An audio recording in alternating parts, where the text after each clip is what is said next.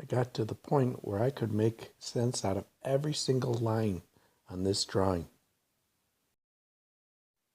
Today's technologies allowed me to observe and put into motion what I was looking at in the rendering.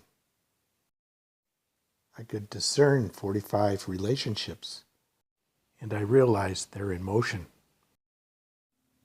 It allowed me to see that you could swing over the top, but still swing under the bottom 45 pane of glass. An elbow plane. I, like Lee, never break this lower pane of glass. A 45 spike like this through the head and the body appears to have all the answers until you realize that the body's in motion, but 2D is lacking.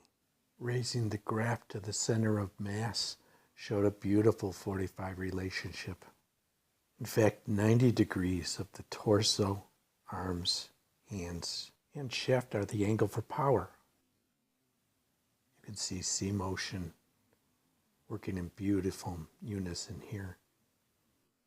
I could raise the graph to T1, but it still didn't answer all my questions. I realized the right elbow plane was a key. As long as I folded up and folded down with my right arm, on the 45 plane I could hit balls on top of each other, just chipping or in the full swing. This graph was set for T1 and my forearm. It dispelled the myth of swinging like a clock for chipping.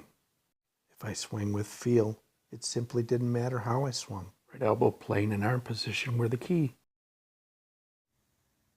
This graph was drawn from the nose to the center of mass.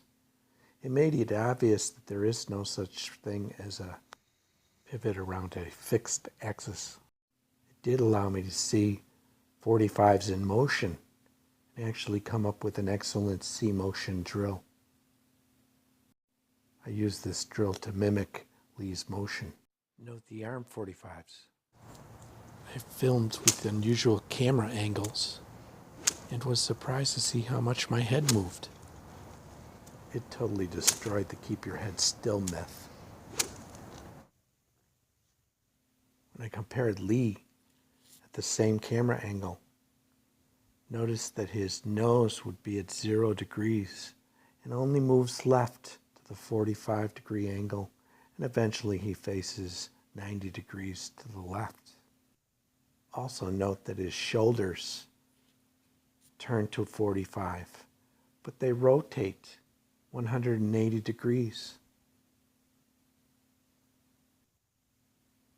As you can clearly see here. Once again, I affixed the graph at the T1 vertebrae complex.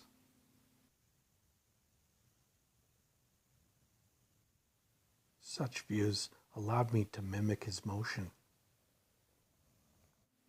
So shoulders from here to here. When I re-reviewed my head and shoulder patterns, they're the same. I simply discovered what worked and what didn't. I defined motion. But I also learned to play with feel and my mind's eye. We all have that same ability. Cmotion simply allows us to take better advantage of those abilities. Mimic the motion.